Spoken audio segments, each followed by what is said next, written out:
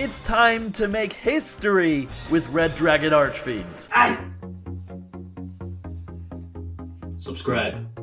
There are hundreds of different archetypes and decks in Yu-Gi-Oh, but only a very small amount of them can say they've had competitive success at a tier 3 or higher event. Unfortunately, Red Dragon Archfiend is not one of them.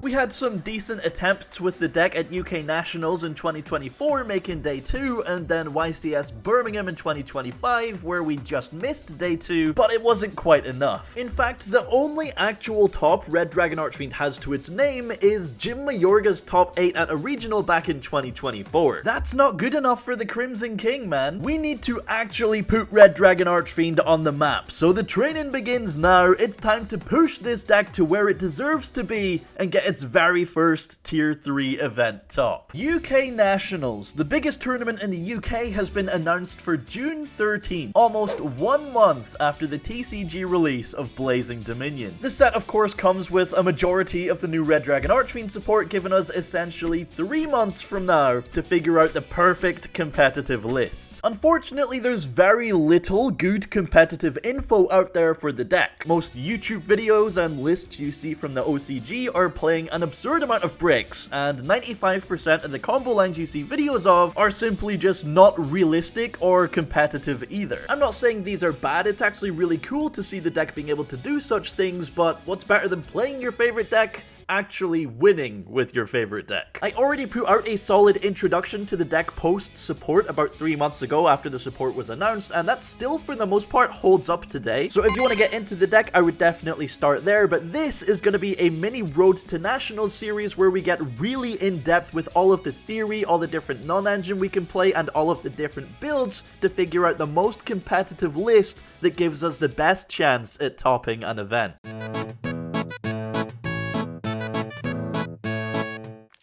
Boys, we got ourselves a nice little parcel to open all the way from Malaysia. You may recall all the way back to when we did our Playing Yu-Gi-Oh! Properly with Red Dragon Archfiend, our good friend Derek had kitted us out with all the Red Dragon Archfiend accessories from the OCG. Well, that very same Derek is back at it again, helping us with the Red Dragon Archfiend stuff. So I'm very excited to crack on into this. I just need to figure out how the heck to open it, man. What the hell? Oh, okay, here we go. All right, we are in, I think. Are we in? We should be in. Okay, let's go, baby. We have here a nice little bubble-wrapped selection of cards. Honestly, feels pretty heavy, but it might just be the top loaders. All right, we have detaped all of the top loaders, and we can now get into them one by one. So starting off, we have... Yo, it's the Crimson King, baby. So if you've been following the TikTok or watched the most recent Red Dragon Archfiend video, you'll know that I've been messing around with the paper prints of these cards. So I really wanted to get the actual OCG cards, as it would be a lot more visually appealing and, you know, easier to play with. And bro, this is ultra rare. I genuinely thought this was like an ultimate rare, because only like some of the Crimson King's body is like holified here. Is holified even a word? You know what I mean? Like, look at that, man. Oh my god, it looks so sick. Okay, next up we have the Power Vice Dragon in super rare, baby. Let's go. We should have a play set of those, because it's like one of the only new cards that is actually a 3 of for the deck. There's Power Vice number 2, and then I imagine this should be the Power Vice. Oh, okay, we got the trap card, the Ruler's Rumbling, baby. Very strong trap cards. Unaffected Red Dragon Archfiend for 2 turns. That's crazy, dude. There's the Power Vice Dragon number 3. Now that we have all of these official cards, I'm finally going to be able to upload a bunch of shorts with all of the combos and stuff. Here we have a Crimson Blade Dragon, only a rare. Oh my god. I think this is like probably one of the coolest arts in all of the new Red Dragon Archfiend cards. He's so cool, man. We have the Darkness Resonator. Look at those antlers, bro. Cheeky little special summon. We should have a Crimson Call. Yep, there we go. Was that Crimson Resonator on the artwork there? Dude, seeing all these cards in real life is so sick. All right, and then finally, we have all the cards I want for our competitive play, but we also wanted to pick up... Oh! We got the new Hyper Nova Dragon in, what's this, Prismatic Ultimate Rare, I think? It's so weird how the name box is, like, not textured whatsoever. Dude, that looks so sick, man. It's such a shame that we can't really play this competitively. We need the new support to make this viable, please. This card is actually just stunning in real life. Oh my god, man. Look at that. Holy! Okay, wow, we got all this beautiful new Red Dragon Archfiend support. Once again, big thanks to Derek, the absolute legend. Let's get Derek the GOAT in the comments down below.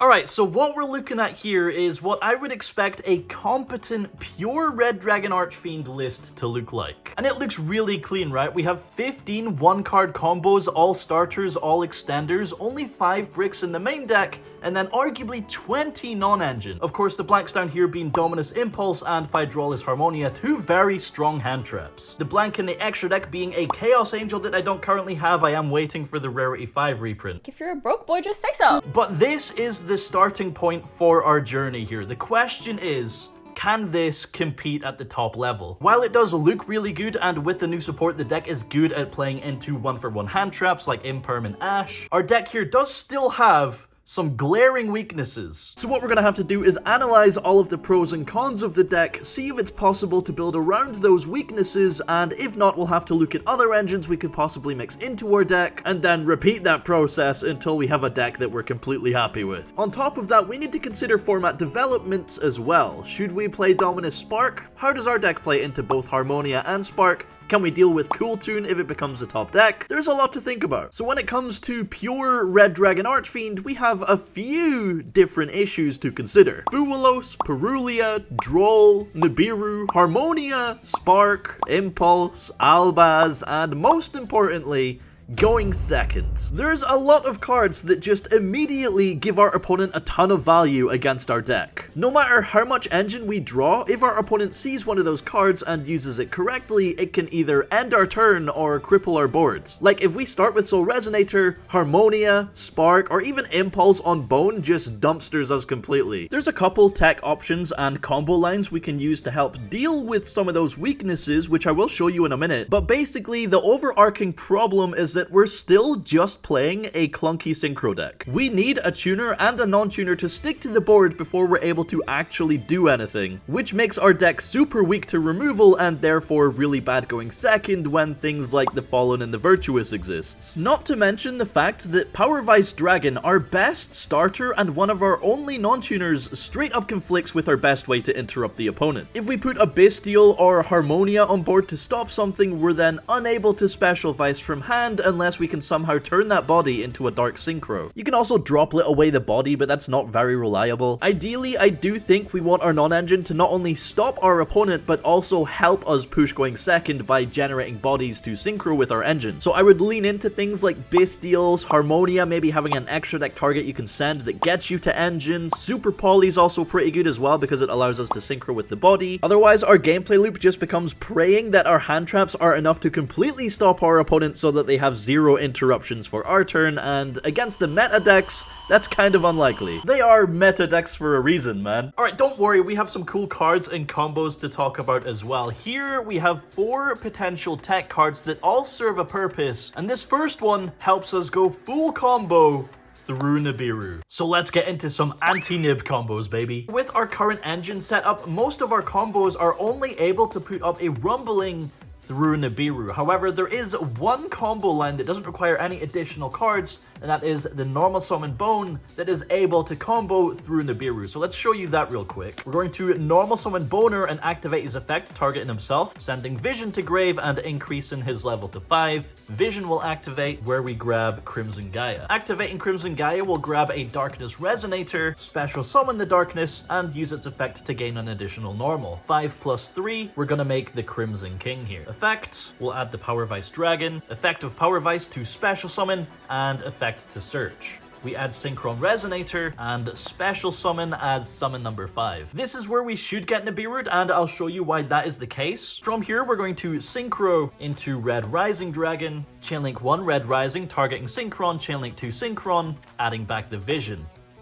We'll then synchro these two into our Zalin, where Synchron will trigger once again, adding back the Darkness. From this point onwards, we're able to negate Nibiru, because if our opponent activates Nibiru, we can chain the Crimson King and then chain Zalin to negate and destroy Nibiru. So they're pretty much forced to use the Nibiru earlier on, which optimally would be on summon number 5, so we'll rewind back to that state, which was here. Alright, so our opponent basically has to Nibiru here, and it will resolve. We'll get our token, and Synchron will trigger, adding back the Vision. We'll then use our additional normal summon on the Vision and activate Bone Engrave, sending Gaia or a card from hand to special summon itself, where we can then synchro and continue. Summon the Red Rising, effect target Synchron, summon it back, and synchro into the Crimson Blade Dragon. Chainlink 1 Crimson Blade, Chainlink 2 Synchron. We add back the Vision. Also grabbing a Lubellion, who will just activate straight away for the Magna. Special summon Vision. Because we're focusing on just Blazing Dominion, we're not going to be playing the new Crimson Dragon, so here we would just synchro these two into the Abyss. Activate Magna, banishing anything, say like the Power Vice here,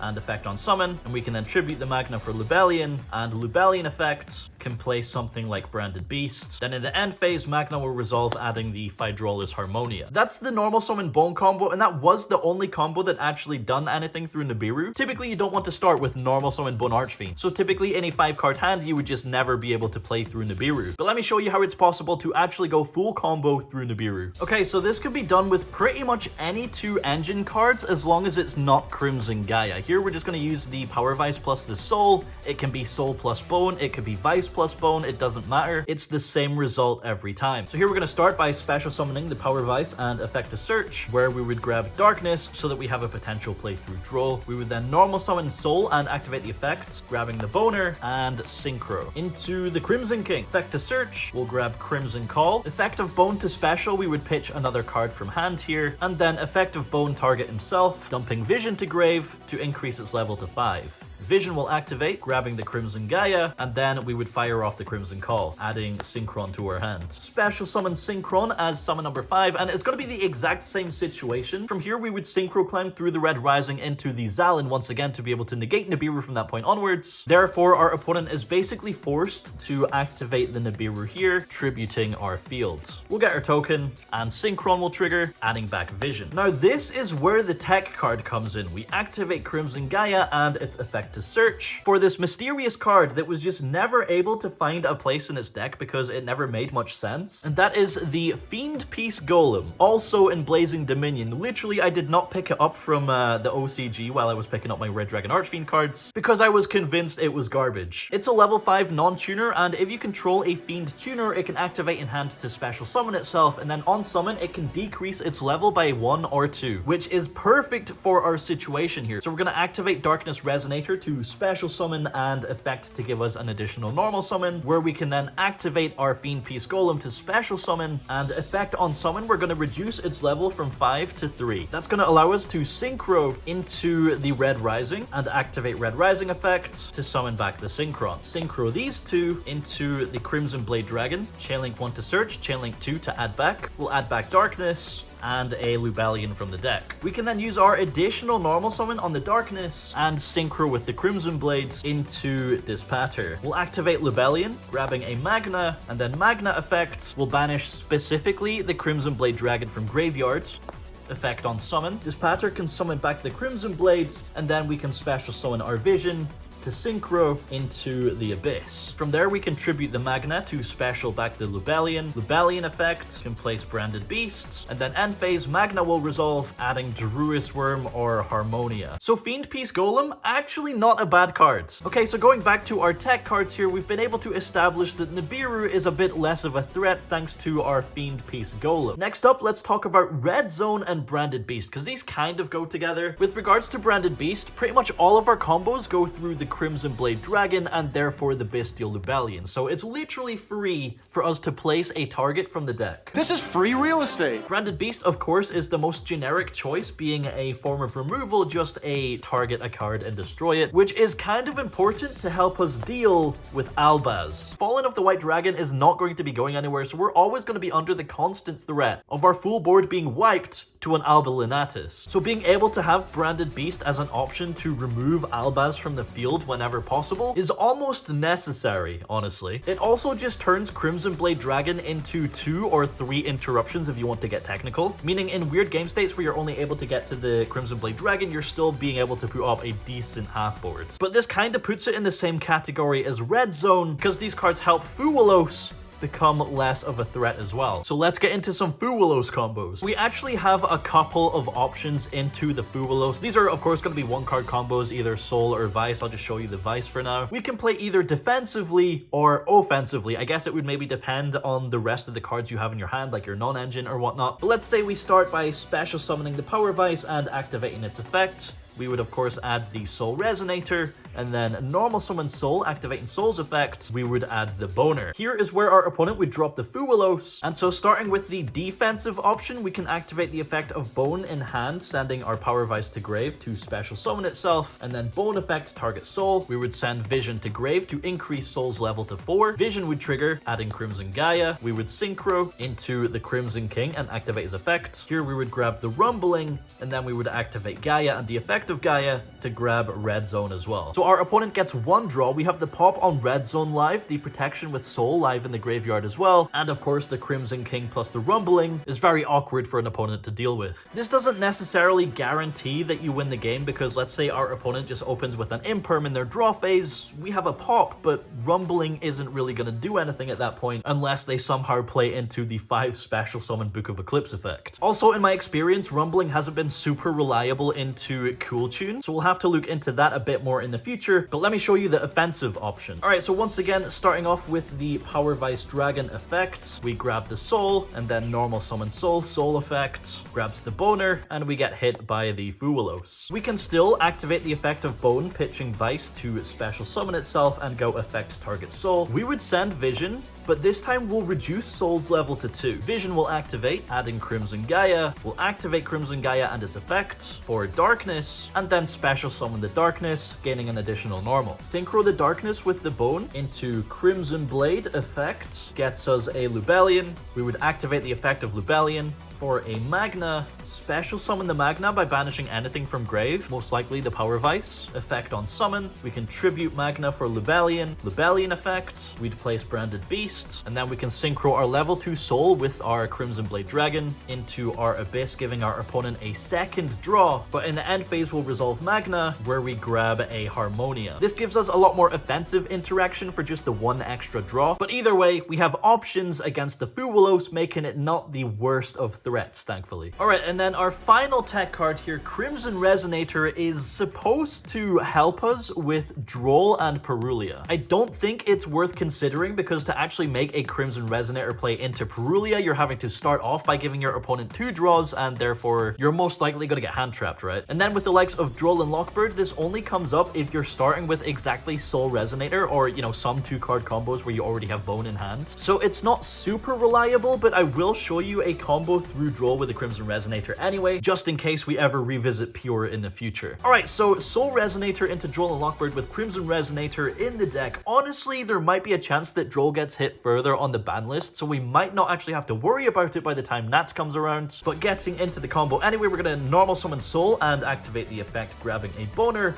where we get hit by the Droll and Lockbird. We'll special summon Bone by pitching a card from hand, and go Boner effect target Soul, dumping the Crimson to reduce its level. Synchro into the Red Rising effect, summons back Crimson. We'll go Crimson effect, summoning Darkness and Synchron. We can then Synchro Crimson with Red Rising into a Scarred. We can Synchro Scarred with the Darkness into Stormbane Dragon Disturbim. It's Disturbim time. Scarred effect will activate, summoning out a Red Dragon Archfiend, and we can then Synchro these 2 into the Abyss, where Synchron will trigger, grabbing back Soul for next turn as well. So yeah, Droll definitely a pain in the ass for the deck. Even without the Crimson Resonator, with just the Soul Resonator start, we would still be able to get to the Abyss anyway. So again, I don't think the Crimson Resonator is really worth it in the main deck or the side deck. But it's cool to have Disturbim on field, man. He's a cool guy. So if we sum everything up, for pure Red Dragon Archfiend's strengths, we have that it's good versus basic hand traps, you know, Ash, Imperm, the usual things like that. It only runs 5 bricks in the main deck. It has loads of non-engine space, 17 to be precise, which is a lot. It can play Impulse, which is very important. It could, in theory, also play Spark, but in Pure, I don't think it's worth it because your engine becomes way too awkward to play with going second, which is a good segue into our weaknesses. So going second is a huge weakness for the Pure version of the deck. You can supplement it with very strong cards like Super Poly, but at the end of the day, your engine on paper just sucks going second. It's weak to pretty much every removal hand trap in the game if timed well. They pretty much just skip your turn if you don't see access to Power Vice Dragon, and even if you do see Power Vice Dragon, you're ending on a half board at most, like Abyss. Perulia is also a death sentence. You're really weak to Droll, and so in conclusion, Pure is not the way to go competitively. We're gonna need another engine. The question now is which engine? I'm having the most fun at the moment with Elf Note. There's some disgusting things you can do with that deck going first and second. I've put a lot of time into Centurion. It's really good going first, but, you know, not so great going second. Mini Albaz and Cool Tune engines is the brew that the Red Dragon Archfiend Discord is running with right now, focusing on individual card quality. And of course, we can't write off Mitsurugi's power going second either, especially when we can search Habakiri. We're gonna go through each one of these builds in depth with combos, gameplay, and deck lists, so stay tuned as we figure out the best version of the deck to take to Nationals. Let's get Red Dragon Archfiend its first ever top, baby.